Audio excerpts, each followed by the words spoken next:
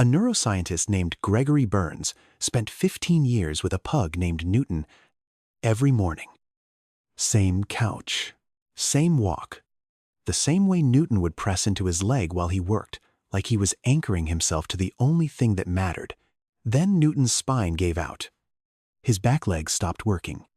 And on the last day, Burns held him and watched his dog take one final snort of air and go still. In that silence, Burns realized something that shook him. He had never, in 15 years, known whether Newton actually loved him back, whether any of it was real, or whether he was just the person who opened the cans. That question would consume the next decade of his career. The answer came from a maze, 13 dogs, and a brain scanner. And what the scanner showed changes how you see your dog, starting today. Here's the thing nobody warns you about. When you share a dog with another person, at some point, you will be standing in your own home, watching your dog absolutely lose their mind over someone who didn't even remember to buy food this week. And it stings. In a way that's weirdly hard to explain to anyone who hasn't felt it. You won't say anything. You'll just notice. Most of what you'll find online will tell you the same three things. Dogs bond with whoever feeds them. Dogs imprint in the first 6 months. Dogs prefer people who match their energy. All true. None of it is the interesting part. The interesting part is what we can now see happening inside a dog's brain when they encounter the person they've chosen, and no one is talking about it the way the research actually describes it. Let's start with what you think is going on when your dog picks a favorite, because you're probably half right and wrong about the half that matters. You think it's about who gives them the most. It's not, at least not the way you mean. Your dog isn't tallying treats. They're tracking something much subtler. Whose behavior is the most predictable? The person who responds the same way. Most of the time, not perfectly, but consistently becomes the person your dog's nervous system files under safe and safety. For a dog isn't passive. It's permission. Permission to relax. Permission to stop scanning the room. Permission to fully exist. Think about what that means for a moment. Your dog is constantly reading their environment, every sound, every mood shift, every change in your voice. Most animals spend their lives in a low-level state of alertness waiting for the thing that might go wrong. The one person who reliably makes that alertness unnecessary becomes something irreplaceable. Not just preferred, necessary. You also think it's about affection. Partly. But dogs don't bond hardest with whoever pets them the most. They bond with whoever is the most legible. Steady voice. Readable body language. No sudden emotional weather shifts. Your dog is a fluency machine. They are drawn to the person they can decode the fastest. The person whose next move is most predictable. The person who feels, to your dog's nervous system, like solid ground. And if your dog had that person during their first 6 months of life when their brain was still constructing its entire social architecture, still deciding what kind of world this is and who in it can be trusted, that signal doesn't just matter. It's the template. It becomes the baseline everything else gets compared to for the rest of their life. But here's where the science stopped guessing and started proving it. A team in Vienna set up a room, and what happened inside it rewired how researchers understand the dog-human bond entirely. A team at the University of Veterinary Medicine in Vienna brought dogs into an unfamiliar room and gave them a problem to solve. Manipulative toys, the kind where you nudge or paw something open to get a treat. Not complicated. Then they changed one thing. Who else was in the room? When the dog's owner was nearby, not helping, not speaking. Just there, the dogs worked longer, tried more strategies, engaged more fully with the problem. When the owner left and a friendly stranger sat in the same chair doing the same nothing, the dog slowed down, lost interest, gave up faster. The stranger was perfectly nice. The dogs didn't avoid them. They just couldn't use them. A kind stranger's presence didn't give the dogs the same internal permission to be brave. Researchers call this the secure base effect. It's borrowed directly from human infant psychology. A baby won't explore a new room if their parent isn't nearby. Not because the parent is doing anything, but because the parent's presence does something to the baby's nervous system, lowers the alarm, enables curiosity. Your dog's favorite person is, at the deepest level, the person whose presence makes them brave enough to engage with the world. You don't have to do anything. Sitting on the couch counts. The stranger in that Vienna room wasn't cold or unfriendly. They were doing everything right. And it still wasn't enough because the dog's nervous system doesn't run on effort. It runs on familiarity, on the accumulated signal of consistent, readable presence, built over thousands of hours of ordinary, unremarkable time together. Quick pause. Does your dog follow you from room to room? Or do they stay put and wait? The behavior you've been reading as clingy is actually a data point. Hold on to that. The Vienna study explained the behavior, but it didn't explain why this bond feels as deep as it does. For that, researchers needed to go somewhere different. They needed to look at the chemistry. And what a team in Japan found: stop the field cold. A team at Azabu University in Japan brought dogs and their owners into a room and let them just be together for 30 minutes. Petting, talking, just being in the same space. Before and after. They collected urine samples from both the dogs and the humans, which is exactly as awkward as it sounds, but the data was worth it. They were measuring oxytocin, sometimes called the bonding hormone, the same chemical that floods a mother's system during skin-to-skin contact with her newborn. The hormone that creates attachment so deep it reshapes your entire sense of what and who matters. Dogs who spent more of those 30 minutes gazing into their owner's eyes had significantly higher oxytocin afterward. But here's the part that matters. It wasn't one way. The owner's oxytocin spiked too. The dog's gaze triggered the human's chemistry. The human's softened behavior, the voice change. The leaning in. The reaching out triggered the dog's chemistry right back.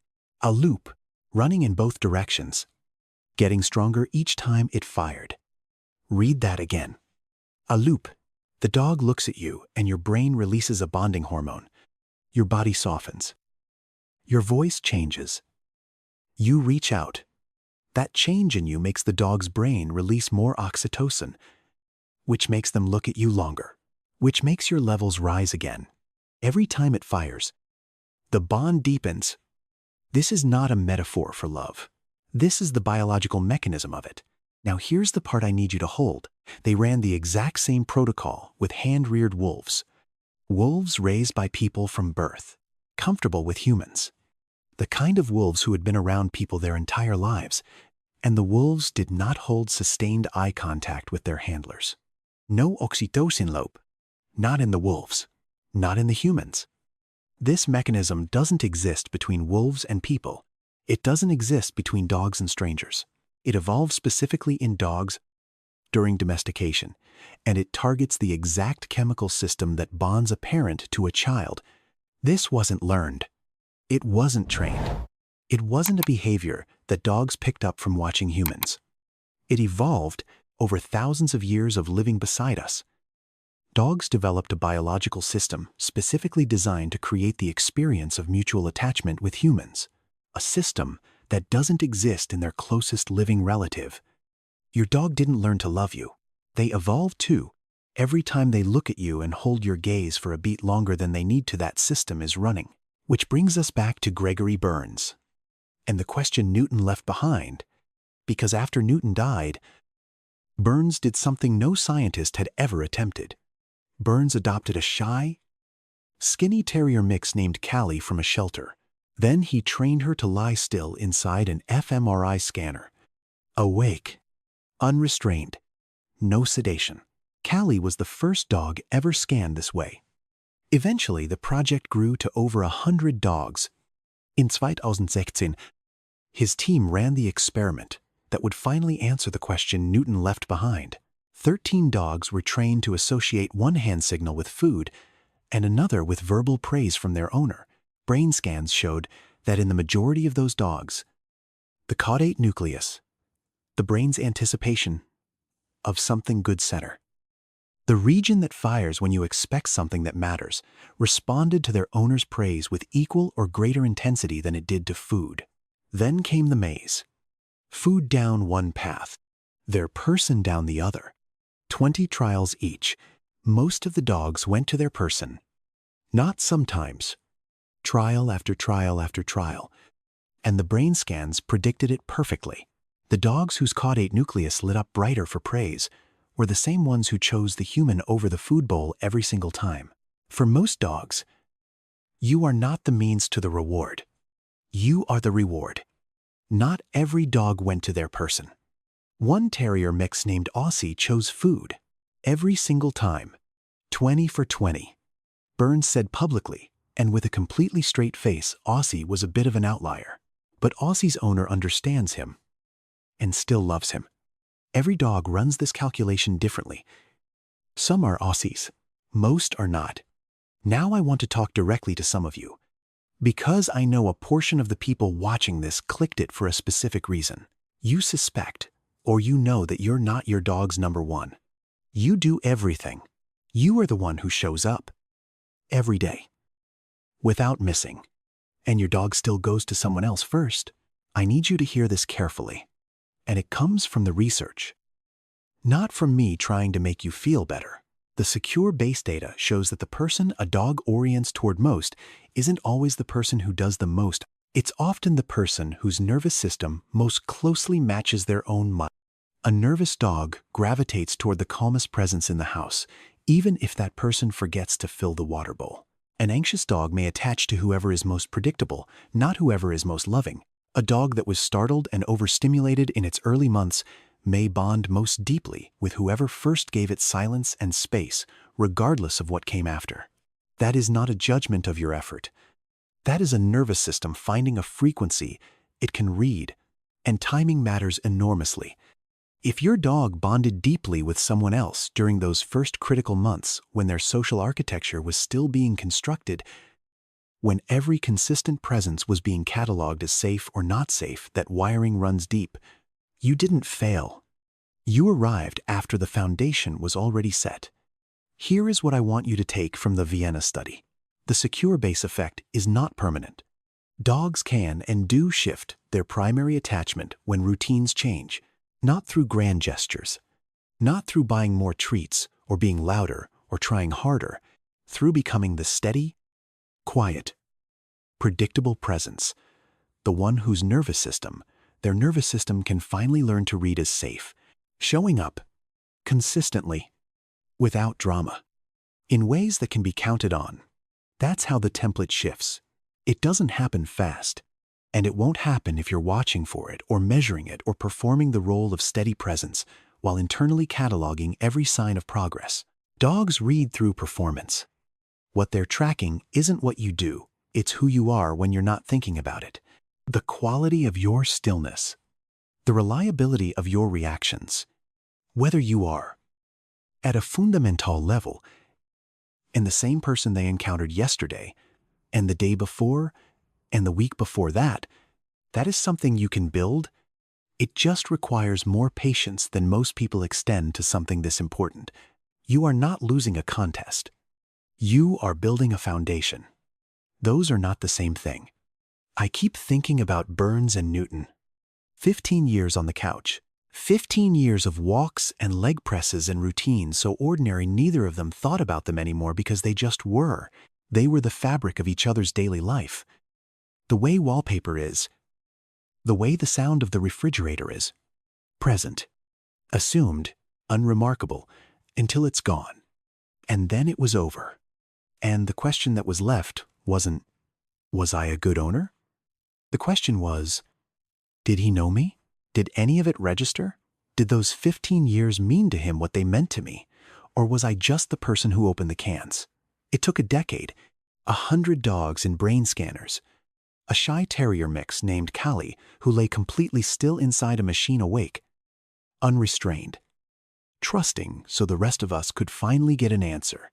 And the answer from the caudate nucleus data, the gaze loops, the maze, and every study that followed is yes, your dog knows you.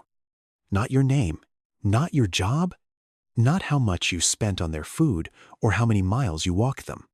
Your scent, your rhythm, your nervous system signature, the specific cadence of your footsteps approaching from the other room, the exact weight of your hand, the particular sound your breathing makes when you're calm, the slight change in your posture that happens before you get up, the sound you make when you're happy versus when you're just going through the motions.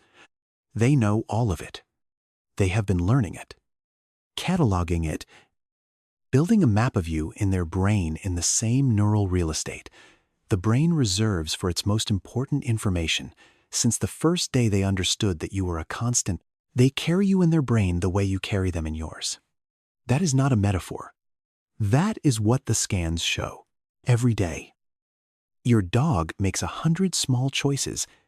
Where to sit, who to follow down the hallway, which doorway to wait in front of when they hear someone coming home, who to check on when something sounds wrong outside. Most of them, you don't even notice, but they are all the same choice, made over and over, quietly, without language, without asking for acknowledgement, without needing anything back. The choice is you. Look at your dog right now, if they're nearby. You'll see it differently now. I want to hear something specific from you. Not, my dog loves me, I know that. The quiet thing? The weird, specific thing that, after everything you just learned, you now read differently. The way they position themselves during a thunderstorm, who they bring the toy to first, who they check on when they hear a noise outside. The one behavior you always noticed but couldn't explain. Tell me in the comments. I read every single one of these. And if this changed something, if it landed, share it with someone who has a dog. Because they need to hear it too.